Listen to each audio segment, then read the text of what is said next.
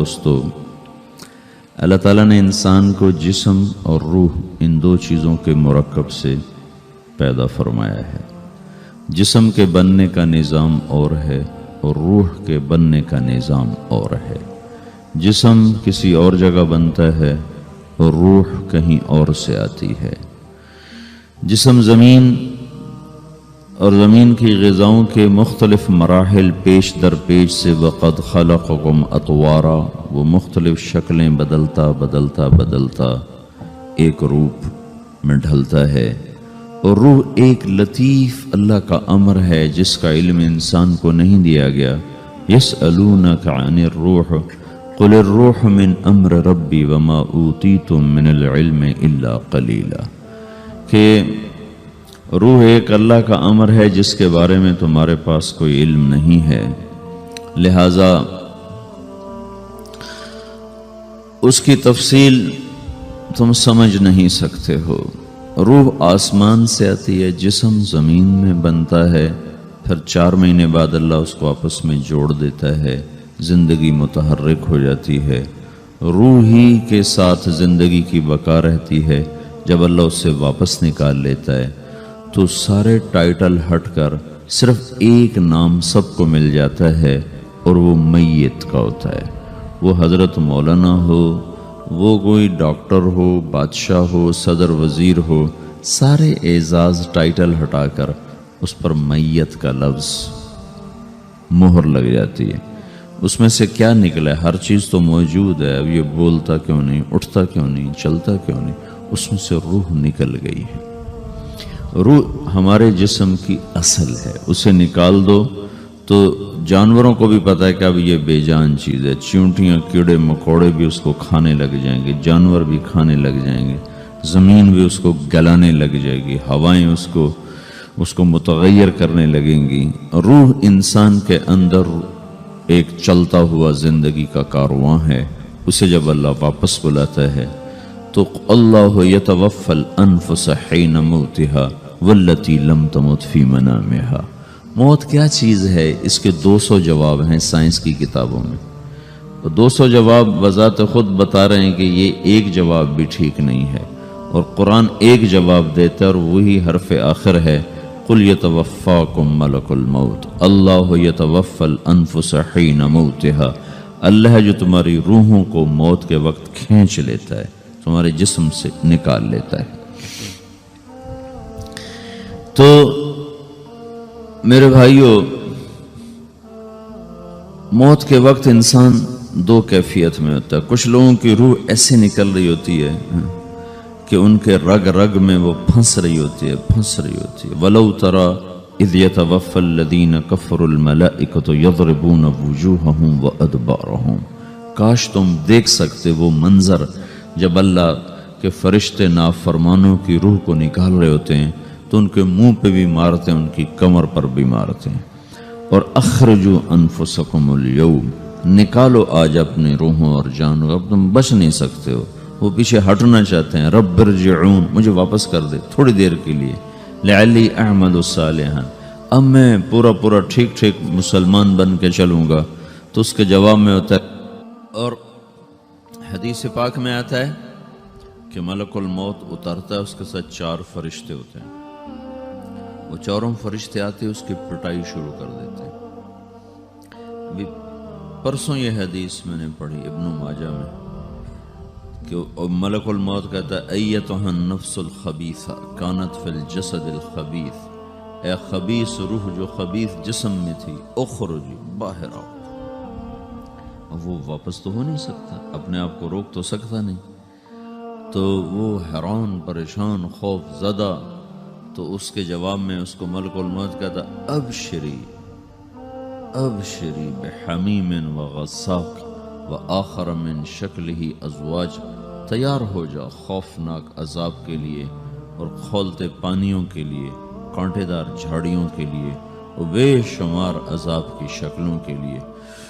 تو اس کی روح کو جب کھینچتے ہیں تو رگ رگ سے وہ کٹ کے نکلتی ہے، تو سارا وجود زیر و زبر ہوتا ہے، سکرات کا درد ساری دنیا کے دردوں پر حاوی ہے، جب اس کی روح نکلتی ہے اور اس کو لے کر آسمان پر چلتے ہیں تو دروازے پر پہنچتے ہیں تو اندر سے فرشتے پوچھتے ہیں کون ہے؟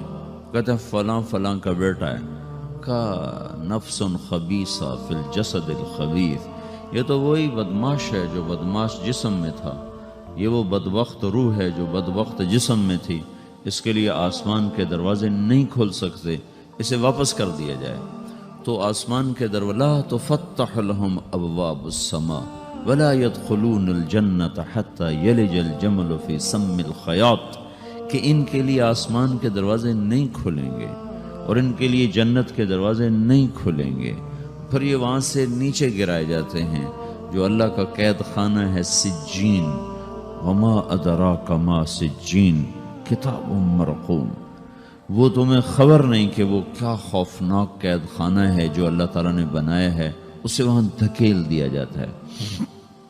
پھر قیامت تک اس کے لیے انتظار کی گھڑیاں ہیں اور عذاب کی شدت ہے۔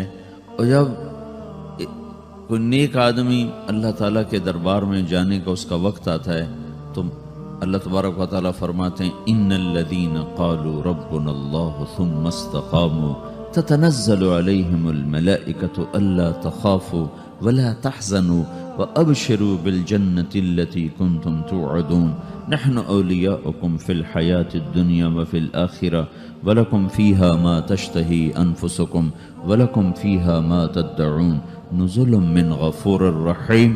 جب کوئی نیک مرد عورت کے جانے کا وقت آتا ہے تو اس کے لیے بھی فرشتے آتے ہیں اور آ کر اس کو خوشخبری دیتے ہیں اور آ کر اس کو تسلی دیتے ہیں کہ آپ غم نہ کریں، پیچھے والے بھی آپ کو مل جائیں گے، آپ خوف نہ کریں، آگے ساری منزلیں آپ کے لیے آسان ہیں، آپ کے لیے جنت بھی تیار ہے، رب بھی مہربان ہے۔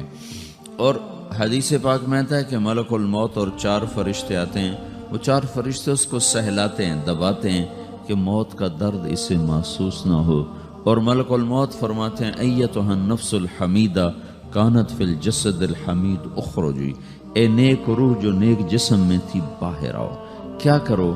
وَأَبْشِرِي بِرَوْحٍ وَرَيْحَانٍ وَرَبٍّ رَاضٍ عَنْكِ غَيْرِ غَضْبَانٍ، آپ کو بشارت ہو آپ کے لیے جنت تیار ہو چکی ہے اور وہاں کی ساری نعمتیں آپ کے لیے میسر ہو چکی ہیں اور اللہ آپ پہ راضی ہو چکا ہے اور اللہ آپ پہ خوش ہو چکا ہے۔ اس پر اس کی روح کو نکالا جاتا ہے، پھر سارے فرشتے اس کو استقبال کے ساتھ جب آسمان پر لے جاتے ہیں تو اندر سے پوچھتے ہیں کون ہے؟ کہ فلاں فلاں کا بیٹا، فلاں فلاں کی بیٹی۔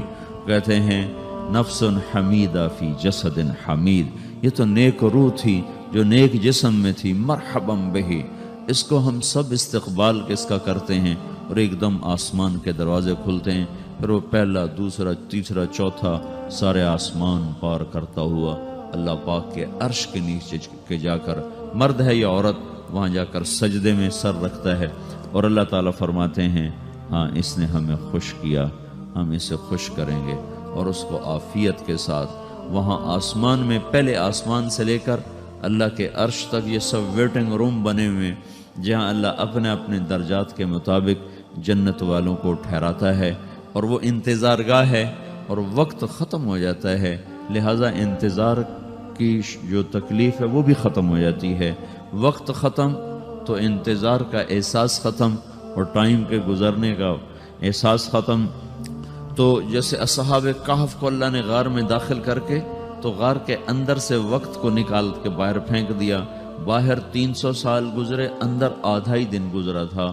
وہ جب اٹھے ہیں تو وہ 25 برس کا نوجوان 325 سال کا ہو کے نہیں اٹھا، وہ 25 سال کی عمر میں اٹھا ہے، نہ ناخن بڑا ہے، نہ مونچھیں بڑی ہیں، نہ ان کی داڑیاں لمبی ہوئی ہیں، چونکہ تو زندہ تھے، مر نہیں گئے تھے، تو زندہ کے تو بال بھی بڑھتے ہیں، ناخن بھی بڑھتے ہیں، لیکن وہ اس طرح اٹھے کہ 300 برس گزر گئے اور 25 برس کا نوجوان 25 سال کی عمر میں اٹھا ہے، 20 برس کا 20 برس کی عمر میں اٹھا ہے، اور وہ کہنے لگے کم لبثنا، بھائی کتنا ٹھہرے ہیں، کہ یومن او بعض یومن، لگتا ہے کوئی دن آدھا دن ٹھہرے ہیں۔ وہ صحیح کہہ رہے تھے، باہر اللہ تعالیٰ نے وقت کی گھڑی کو چلائے رکھا اور اندر غار میں اس کو سوئچ آف کر دیا، نکال دیا، یہاں وقت کو داخل نہیں ہونے دیا، تو وقت کے گزرنے سے جو بھی اثرات مرتب ہوتے ہیں وہ ان پر مرتب نہیں ہوئے، تو وہ آدھے ہی دن کے بعد اٹھے ہیں، باہر 300 سال، اندر آدھا دن۔ یہی کچھ اللہ تبارک و تعالیٰ برزخ میں کر دیتا ہے، وقت کو ختم کر دیتا ہے، گزرنے کا احساس نہیں ہوتا ہے۔ تو اس طرح میرے عزیزو، یہ دو موتیں ہر انسان دیکھتا ہے، یا وہ جنت کے فرشتوں کا استقبال دیکھتا ہے یا جہنم کے فرشتوں کی مار اور پٹائی کو سہتا ہے۔ رابعہ بصری رحمۃ اللہ علیہ کا انتقال ہونے لگا تو انہوں نے رات کو فوت ہوئی، تو انہوں نے اپنی خادمہ کو بلا کے فرمایا کہ کسی کو بتانا نہیں، جب میں مر جاؤں تو پڑوس میں 2-4 کو بلا کر نا میرا جنازہ پڑھوا دینا، اور جس کرتے میں تہجد پڑھتی تھی وہی میرا کفن بنا دینا، اور صبح بے شک لوگوں کو بتا دینا، میرے مرنے کے بعد میری میت کو رکھنا نہیں، فوراً دبا دینا۔ تو جب ان کا انتقال ہوا تو انہوں نے پڑوس کے 2-4-10-20 آدمی بلائے اور ان کو تدفین تجہیز سب کچھ ہو گئی۔ صبح شور مچا کہ وہ رابعہ بصری کا انتقال ہو گیا۔ تو اگلے دن وہ خواب میں اس خادمہ کو ملی اور کہا، بیٹی تیری بڑی مہربانی، تو نے میری وصیت کے مطابق عمل کیا۔ اس نے دیکھا کہ انہوں نے ایک خوبصورت سبز لباس پہنا ہوا ہے، تو وہ فرمانے لگیں، انہوں نے سوال کیا کہ آپ کے ساتھ قبر میں کیا ہوا؟ تو وہ کہنے لگی کہ میرے پاس منکر نکیر آئے تھے اور مجھ سے کہنے لگے من رب کی، تیرا رب کون ہے؟ تو میں نے کہا سبحان اللہ، 40 برس جس کو میں نہ بھلا سکی اس کو 4 ہاتھ زمین میں آ کے میں بھول جاؤں گی۔ ان کا 42 برس کی عمر میں انتقال ہوا تھا۔ تو وہ کہنے لگے سبحان اللہ، جس کو میں 40 برس نہ بھولا سکی میں اسے 4 ہاتھ زمین کے اندر آ کے بھول جاؤں گی۔ تو منکر نکیر کہنے لگے اس کا کیا حساب لینا؟ پھر انہوں نے پوچھا کہ وہ آپ کا وہ کرتا کہاں گیا تہجد والا جس میں آپ کو کفن دیا تھا؟ کہا وہ اللہ نے مجھ سے لے لیا ہے اور میرے اعمال کے خزانے میں رکھ دیا ہے، قیامت کا دن میرا وہ کرتا بھی میرے ترازو میں تولا جائے گا، اور مجھے یہ لباس پہنایا ہے جو جنت کا لباس ہے۔ یہ بھی ایک موت ہے۔ اس طرح بھی لوگ مرتے ہیں۔ اور دوسری بھی ایک موت ہے، ہمارے علاقے کی بتا رہا ہوں، اپنے علاقے کی۔ ایک زمیندار مر گیا، اس کی قبر کھودی، ساری بچھوؤں سے بھری ہو،